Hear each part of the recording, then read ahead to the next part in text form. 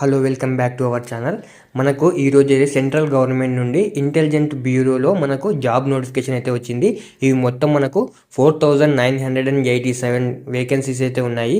ఇందులో మనకు post name వచ్చేసి సెక్యూరిటీ అసిస్టెంట్ అండ్ ఎగ్జిక్యూటివ్ పోస్టులు అయితే రిలీజ్ అయ్యాయి. దీనికి ఎడ్యుకేషన్ క్వాలిఫికేషన్ వచ్చేసి మనకు 10th క్లాస్ కంప్లీట్ చేస్తే సరిపోతుంది. 10th క్లాస్ కంప్లీట్ చేసి మీరు ఇండియన్ సిటిజన్ అయితే సరిపోతుంది దీనికి అప్లై చేసుకోవడానికి. దీనికి ఎలా అప్లై చేసుకోవాలి, దీనికి సంబంధించిన పూర్తి డీటెయిల్స్ అయితే మనం ఇప్పుడు ఈ వీడియోలో క్లియర్గా చూద్దాం.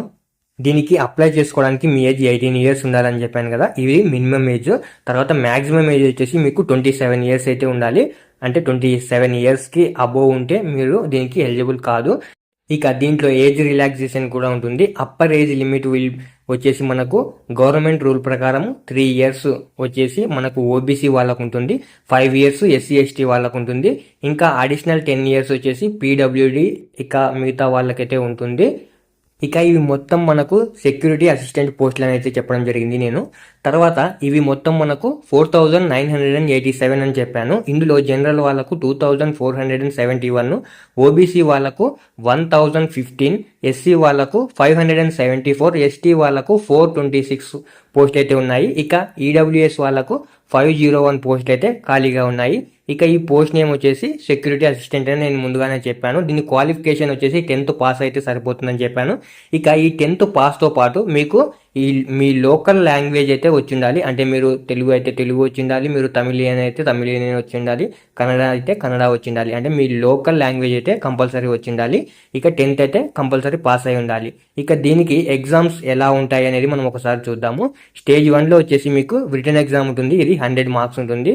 స్టేజ్ 2లో మీరు డిస్క్రిప్టివ్ టెస్ట్ అయితే ఉంటుంది, ఇందులో మీకు 50 మార్క్స్ అయితే ఉంటాయి. తర్వాత ఇంటర్వ్యూ కూడా ఉంటుంది, ఇంటర్వ్యూ వచ్చేసి మీకు 50 మార్క్స్ ఉంటుంది. తర్వాత డాక్యుమెంట్ వెరిఫికేషన్ అయితే 4th స్టేజ్లో ఉంటుంది. మొత్తం ఇవి 4 స్టేజెస్ ఉంటాయి. ఒకటి రిటన్ ఎగ్జామ్, తర్వాత డిస్క్రిప్టివ్ టెస్ట్, తర్వాత ఇంటర్వ్యూ, తర్వాత డాక్యుమెంట్ వెరిఫికేషన్. ఇక దీనికి ఎగ్జామ్ ఫీజు వచ్చేసి మనం ఒకసారి చూసుకున్నట్లయితే జనరల్ ఓబీసీ ఈడబ్ల్యూఎస్ వాళ్ళకు 650 రూపీస్ అయితే ఉంటుంది. ఎస్సీ ఎస్టీ వాళ్ళకు అలాగే సర్వీస్ మెన్ కానీ మిగతా లేడీస్ కావచ్చు వీళ్ళకైతే 550 రూపీస్ అయితే ఉంటుంది. దీనికి మీరు ఆన్లైన్ పేమెంట్ ద్వారా యూపీఐ పేమెంట్ అయినా చేసుకోవచ్చు, నెట్ బ్యాంకింగ్ ద్వారా అయినా చేసుకోవచ్చు, లేదా మీరు క్రెడిట్ డెబిట్ కార్డ్ ద్వారా కూడా మీరైతే దీనికి పేమెంట్ అయితే చేసుకోవచ్చు. ఇక ఈ ఎగ్జామ్లో మీకు నెగిటివ్ మార్కింగ్ కూడా ఉంటుంది. నెగిటివ్ మార్క్ వచ్చేసి 1/4 అయితే ఉంటుంది. ఈ ఎగ్జామ్ టైం వచ్చేసి 1 అవర్ అయితే ఉంటుంది. మీకు ఈ ఎగ్జామ్ సబ్జెక్ట్ వైజ్గా మార్క్స్ ఒకసారి చూసుకున్నట్లయితే జనరల్ అవేర్నెస్కి 20 క్వశ్చన్స్ ఉంటాయి, 20 మార్క్స్ ఉంటాయి. తర్వాత క్వాంటిటివ్ ఆప్టిట్యూడ్కి అయితే మీకు 20 క్వశ్చన్స్ ఉంటాయి, 20 మార్క్స్ అయితే ఉంటాయి. రీజనింగ్కి కూడా 20 క్వశ్చన్స్, 20 మార్క్స్. జనరల్ ఇంగ్లీష్కి కూడా 20 క్వశ్చన్స్, 20 మార్క్స్. జనరల్ స్టడీస్కి కూడా 20 క్వశ్చన్స్, 20 మార్క్స్. టోటల్ వచ్చేసి 100 మార్క్స్ అయితే ఉంటాయి. ఈ పోస్ట్ నేమ్ వచ్చేసి మనకు సెక్యూరిటీ అసిస్టెంట్ అని చెప్పాను. ఇక దీని శాలరీ గురించి మనం ఒకసారి చూసుకున్నట్లయితే దీని శాలరీ స్టార్టింగ్ వచ్చేసి 21,700 ఉంటుంది. తర్వాత ఇది 69,100 వరకు అయితే పెరుగుతూ పోతుంది. ఇప్పుడు దీనికి ఎలా అప్లై చేసుకోవాలో ఒకసారి చూద్దాం. దీనికి అప్లై చేసుకోవడానికి నేను డిస్క్రిప్షన్లో లింక్ ప్రొవైడ్ చేయడం జరిగింది. ఆ లింక్ పై క్లిక్ చేస్తే మీకు న్యూ పేజ్ అయితే ఓపెన్ అవుతుంది. ఓపెన్ అయిన తర్వాత అక్కడ న్యూ యూజర్ రిజిస్ట్రేషన్ పైన అయితే క్లిక్ చేయండి. క్లిక్ చేసిన తర్వాత మీ మొబైల్ నంబర్, ఈమెయిల్ ఐడిని ఎంటర్ చేయండి. ఎంటర్ చేసిన తర్వాత మీ మొబైల్ నెంబర్కి ఒక ఓటీపీ వస్తుంది. దాన్ని అక్కడ ఎంటర్ చేసి సబ్మిట్ పైన క్లిక్ చేయండి. సబ్మిట్ పైన క్లిక్ చేస్తే మీకు మీ ఐడి పాస్వర్డ్ వచ్చేసి మీ ఈమెయిల్ ఐడికి కానీ మీ మొబైల్ నెంబర్ కానీ సెండ్ అవుతుంది.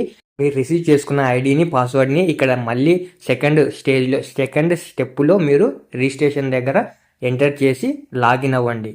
అక్కడ మీరు లాగిన్ అయిన తర్వాత మీ డీటెయిల్స్ అయితే అడుగుతుంది. మీ ఎడ్యుకేషన్ డీటెయిల్స్ కావచ్చు, మొత్తం మీ క్వాలిఫికేషన్ డీటెయిల్స్ కావచ్చు, మొత్తం అయితే అడుగుతుంది. అవి ఎంటర్ చేసిన తర్వాత మీకు ఎగ్జామినేషన్ ఫీజు అయితే అడగడం జరుగుతుంది. అక్కడ మీరు క్రెడిట్ కార్డ్తో కానీ, డెబిట్ కార్డ్తో కానీ, లేదా ఇంటర్నెట్ బ్యాంకింగ్ కావచ్చు, యూపీఐ ద్వారా కావచ్చు, ఎలాగైనా సరే మీరైతే దాన్ని పే చేసేయండి. పే చేసిన తర్వాత అక్కడ మీరు ఒక ఫోటో అయితే అప్లోడ్ చేయాల్సి ఉంటుంది, మీ స్కాన్ ఫోటో వచ్చేసి. తర్వాత మీ సిగ్నేచర్ కూడా చేయాల్సి ఉంటుంది.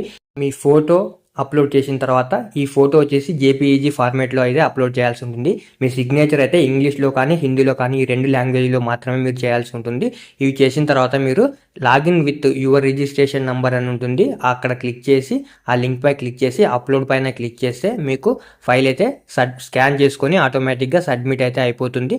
తర్వాత upload all the required certificates అని ఉంటుంది, దానిపైన క్లిక్ చేసి సబ్మిట్ పైన క్లిక్ చేస్తే మీకు ఒక ప్రింట్అవుట్ అయితే రావడం జరుగుతుంది మీరు అప్లై చేసినట్టు. ఇక్కడ ఈ విధంగా అయితే మీరు దీనికి అప్లై చేసుకోవచ్చు. అప్లై చేసుకోవడానికి లింక్ అయితే నేను డిస్క్రిప్షన్లో ప్రొవైడ్ చేశాను. ఇలాంటి మరిన్ని ఇన్ఫర్మేటివ్ వీడియోల కోసం మన ఛానల్ని వెంటనే సబ్స్క్రైబ్ చేసుకోండి. అలాగే వీడియోకి ఒక లైక్ చేసేయండి.